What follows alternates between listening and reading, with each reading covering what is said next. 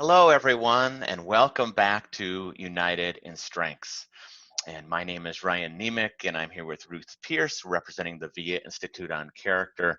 And I'm so delighted to introduce our special guest. And I will in just one moment, but just to remind us a little bit of why we're here, and that we are here as a way to continue to build community. Been building a wonderful community here of practitioners and researchers and parents and all sorts of people from the general public around the world to have a space together, to have a space to just breathe, a space to remember our best qualities that we can bring forth at any point during our day, and to remember that we're a community. So we have a chance to connect with one another right here live on these experiences, also in Facebook community, and then also outside of all of that. So we're very excited about all of that for you. And so without further ado, I'm so happy and honored to introduce my friend and colleague, Itai Ivtzan, who is, I could literally just spend the rest of the time, as Itai knows, talking about him and introducing him and praising him. But I'll have to be a little bit brief because you want to actually hear from him. But just to let you know, he's the founder and director of the School of Positive Transformation that has a number of different awesome programs that you should check out. And one that you should really pay attention to for those that are interested in the science of positive psychology is his certificate program. It's a fairly new, is in the last year or so, certificate program, Certificate in Positive Psychology. So I would highly recommend you to check that out. So Itai has been spending his whole life, actually, studying the interconnection of positive psychology, general psychology, spirituality, and meaning, and especially through the framework and the lens of mindfulness, but many other approaches as well, and yoga and so on. So he is one of the heroes in our field, one of the heroes of positive psychology. He's also a professor at Naropa University, an honorary senior research associate at the University of College in London. He was one of the directors of the MAP program, the University of East London, for many years, a main keynote speaker and conference and workshop leader around the world. He and I have presented many times together. Itai's written 5 books, over 50 scientific articles, and on and on. So let me pause there and say welcome, Itai. I'm so happy that you're here, my friend. I am super excited to be here. Hello, everyone. It's wonderful it's so good to see you all. Seriously. I mean, I really miss teaching face-to-face. And I think my brain is starting to process teaching as little boxes on a screen. This is how it this is how I start experiencing it now. But it's truly wonderful to connect with you all, and thank you for joining the session. Wonderful. Well, so this week, Itai, as you know, we've been focused more on meaning in life in these 3 sessions of United in Strengths. And so we'll target that a little bit more in our discussion here. And but feel free we can go in any direction. And so maybe we could start with how would you frame of what is personal meaning in life?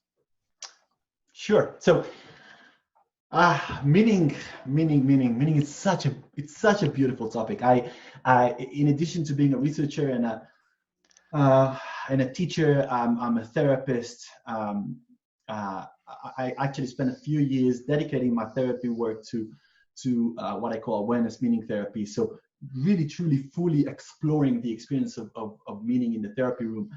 And I find meaning to be one of the most impactful, powerful dimensions of our psychological well-being. If you just think about a person waking up in the morning, and then this simple yet incredible question of why? Why do I get out of bed? And it sounds so simplistic, and yet it has this incredible impact when it comes to our motivation, when it comes to our relationship with ourselves and others. If I have if I know why do I get out of bed in the morning, if I have a clear answer, it fills me with enthusiasm, it fills me with zest, it fills me with motivation, it fills me with this feeling of, yes, I want to jump into life and just dedicate myself to it because I know why I want to do it. compared to those, and there are a lot of those who wake up in the morning and they have no answer to that why. How despairing, how painful it is to have that. A lot of my clients used to describe that as an emptiness at the pit of their stomach. So it has a very clear embodiment expression for that lack of meaning. And then why? Why would I get out of bed? Nietzsche beautifully said, if you have the why, you can deal with any how. And I think it's a wonderful quote, because what he was trying to say, obviously, is that when you have the answer to the why as to why I'm doing whatever I'm doing, then you will have answers to the how. You will have the resources. You will find the way to deal with the difficulty. If I'm going, and the classic example is when I go through a challenge, right? If I have an answer, an internal answer, psychological answer as to why this challenge is taking place in my life right now, I have a why, then I have this a powerful resource to deal with that challenge. If I don't have an answer to that challenge as to why I'm doing this or why am I experiencing this, then it becomes much more difficult. So this is kind of a brief background. And if I know that a lot of people here are practitioners or psychologists. So if you're interested in a little model to framework to think about meaning, think about it as the classic ABC model of psychology: affect, behavior, and cognition.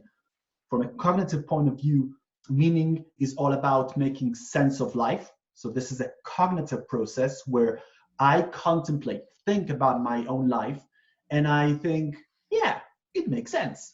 And again, from a therapeutic point of view, a lot of clients who come into the therapy room come into the therapy room because life doesn't make sense, because there's they miss that cognitive dimension of meaning of, yeah, I understand my life, I understand why things go the way they go and where they are, and that makes sense. This is the cognitive dimension. Then we have the emotional piece, which is an internal feeling that is bubbling within you. And if you live a life filled with meaning, then you know what I'm talking about. Is this bubbling feeling of satisfaction and fulfillment and excitement that flow from the pursuit of activities and life goals that feel worthwhile.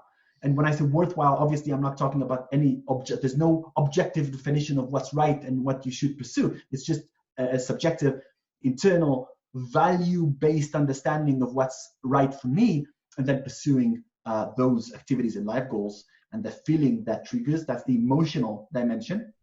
And then the final piece is the behavioral or motivational dimension, which is the pursuit of activities and life goals, right? So that you consider to be valuable and worthwhile. So here it becomes an active piece. So it's not just contemplating, it's giving it life, right? And by the way, that's the difference between meaning and purpose.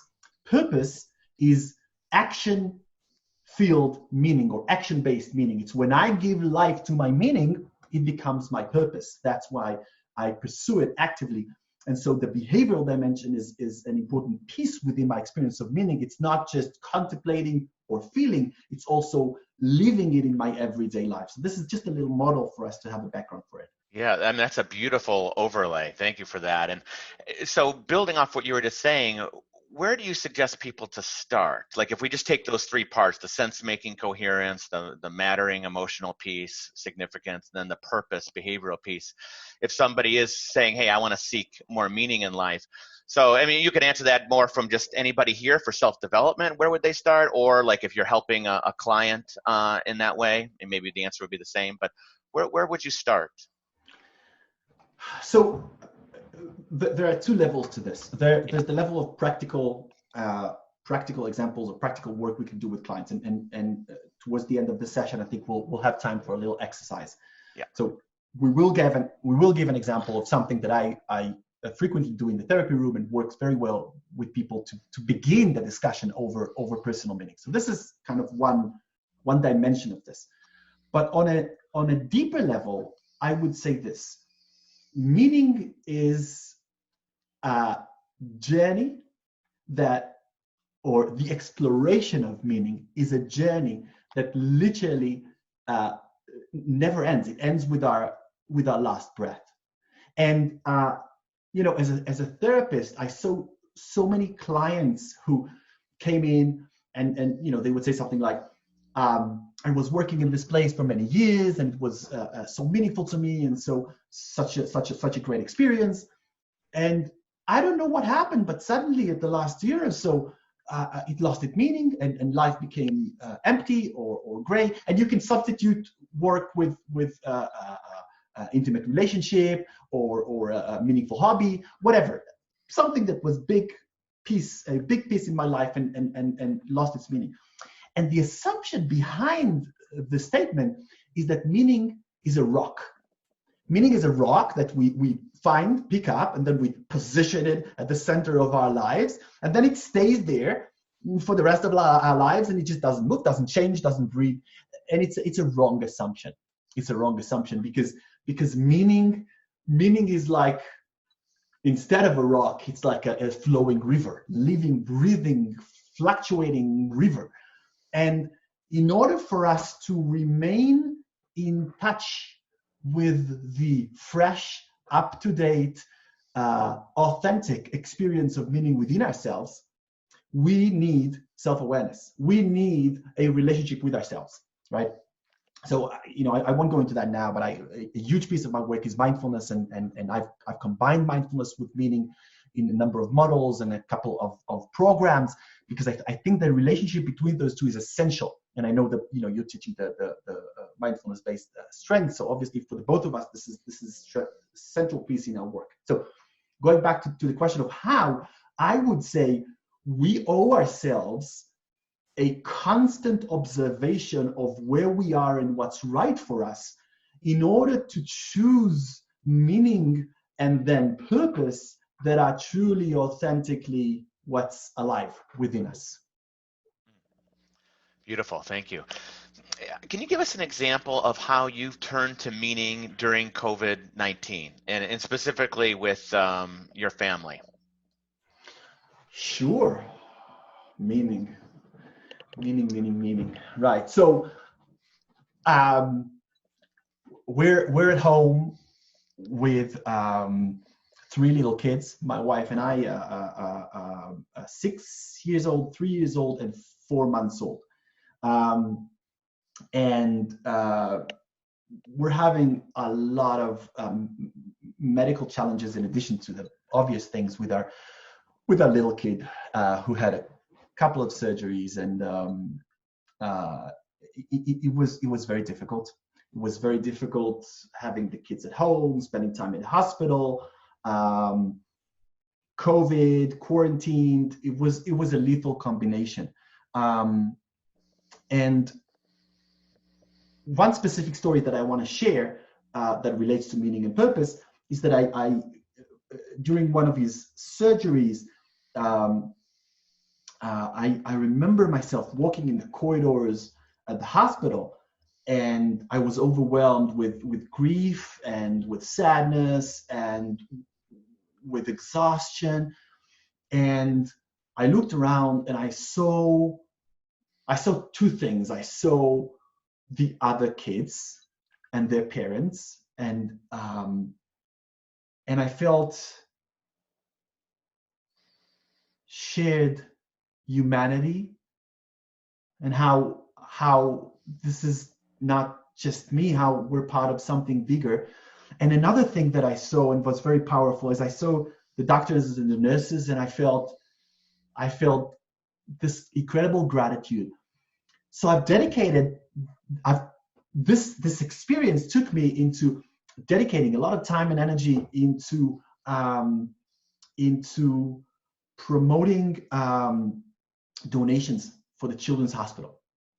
And that was my way of finding meaning and translating that into purpose within a period of time that was very difficult. And I feel that if I wouldn't have had the capacity to make that translation, then all of this grief and sadness would have been sitting within me without a way to channel them in a healthy way. And so meaning offered me that channeling, and it was very important to me.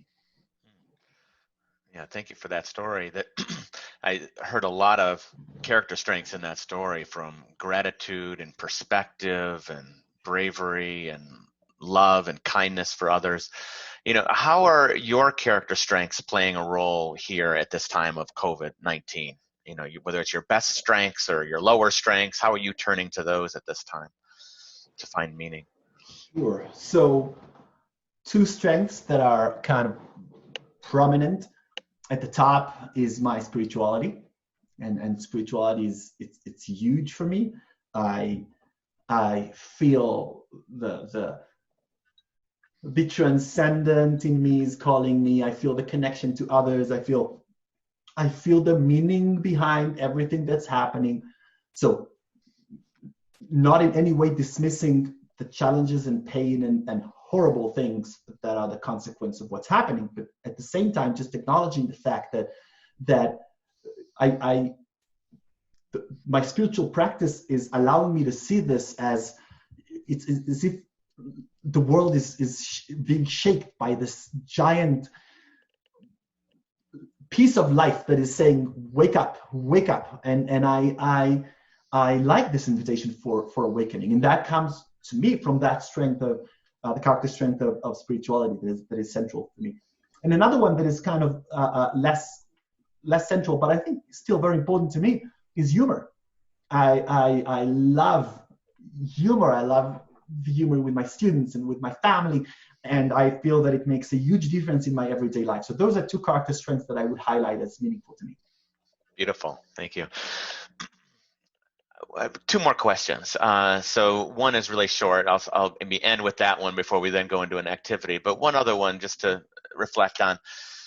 Could you speak a little bit? I know in some of your books, like one of your books, Awareness is Freedom, which is a wonderful book, and you've grappled and discussed the topic of brokenness and how all of us, experience a sense of brokenness in life, and that there's so much meaning that can be felt when we are able to embrace that brokenness and move forward and embrace that as just part of our whole self. Could you just say a little bit about brokenness and embracing brokenness, and whether you do it in the context of mindfulness or spirituality or meaning, character strengths, all of those could work as ways to kind of help embrace the brokenness, but maybe you could share a little bit about that. Sure. Do we have 3 hours? Is that okay? I know you got to do it in the 3 sentences. The next one will be in 1 sentence. So, and the secret of life is 21.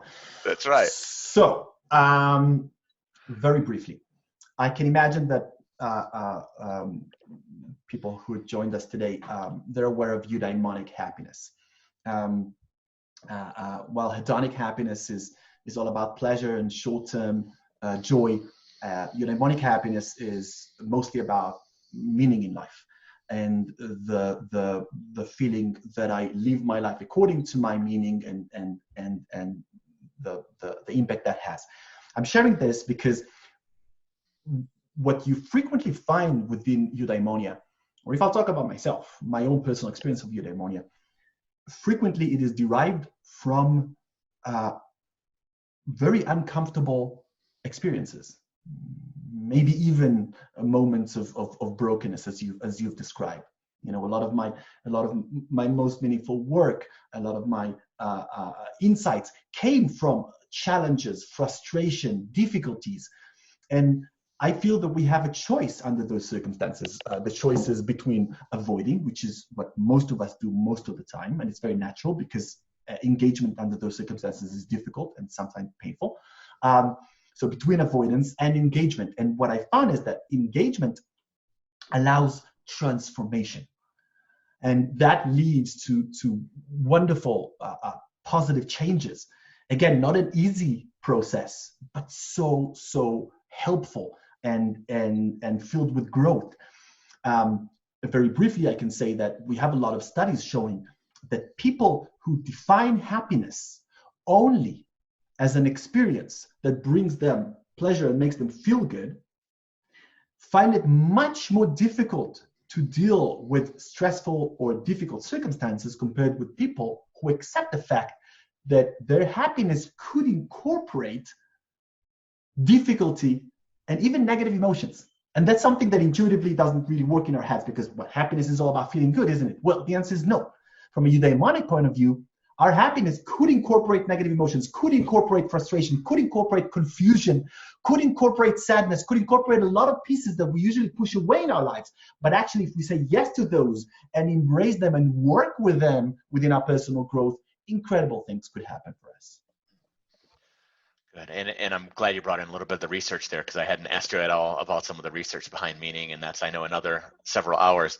So final question before our activity. And if you could, in a phrase or a sentence, and I know we just joked about this, but try to do it anyway, in terms of big M meaning, so not the little m personal meaning that's unique for everybody, but big M meaning, what is the meaning of life? In one sentence or phrase. I'm going to hold you to it.